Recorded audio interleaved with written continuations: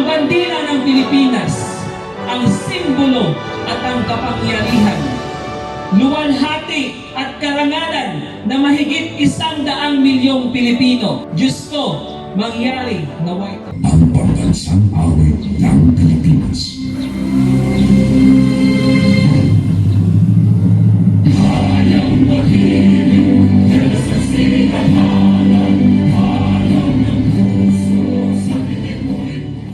Good morning! Good morning! Good morning! Magandang umaga! Ang Association of the Southeast Nations o mga bansa sa Timog Silangang Asya. Kasama ng Pilipinas ang mga bansang Brunei, Cambodia, Laos, Myanmar at Vietnam, Thailand at Singapore. Ang ASEAN ay tinatag noong 8 ng Agosto, 1967 na may 3 prinsipyo: pagtutulungan, pagkakaibigan, at pagkakasundo.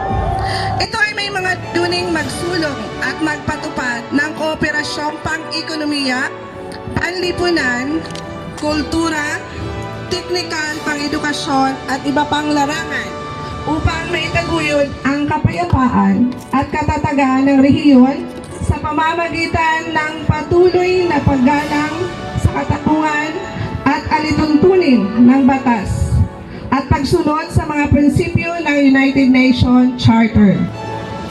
Atin po munang tunghayan ang parada ng ating mga mag-aaral kasama ang guro.